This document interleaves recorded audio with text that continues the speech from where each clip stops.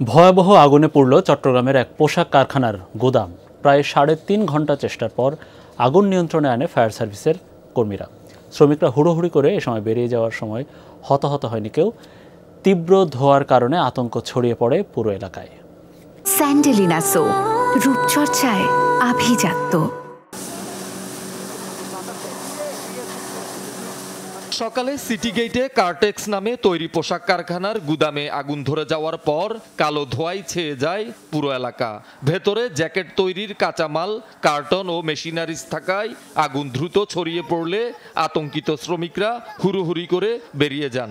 জানাজানি হওয়ার পরে তখন আমরা আগুনের ধোঁয়াটা দেখে আমরা সবাই বেরিয়ে চলে আসি। আগুন লাগতেছে শুনছি, তখন সবাই বের হয়ে গেছি।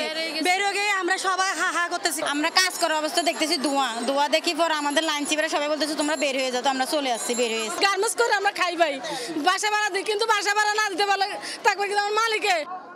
ট্রান্সফরমারের বৈদ্যুতিক শর্ট সার্কিট থেকে আগুনের সূত্রপাত বলে ধারণা কারখানা কর্তৃপক্ষের।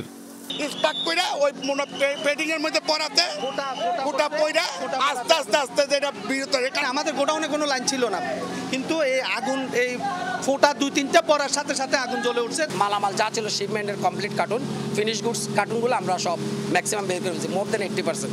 এগুলো আমাদের আনুমানিক 20-30 লাখ হইতে পারে, যে র মেটেরিয়ালস, ফিনিশ গুডস না। আগুন ও ধোঁয়ার তীব্রতা বাড়তে থাকায় এক পর্যায়ে পাশের এলাকার অনেকে ঘর ছেড়ে নিরাপদে চলে যান।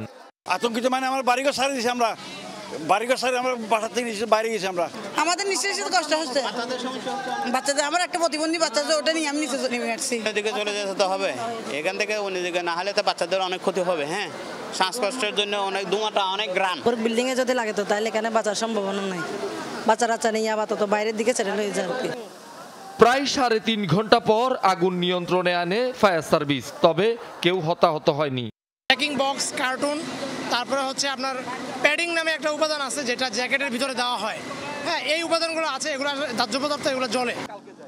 বাংলাদেশ ও কোরিয়ার যৌথ মালিকানাধীন এই কারখানায় রপ্তানির জন্য তৈরি করা পোশাক দ্রুত সরিয়ে ফেলায় তেমন ক্ষতি হয়নি বলে জানিয়েছে মালিকপক্ষ। শহীদুল সুমন, যমুনা নিউজ, চট্টগ্রাম।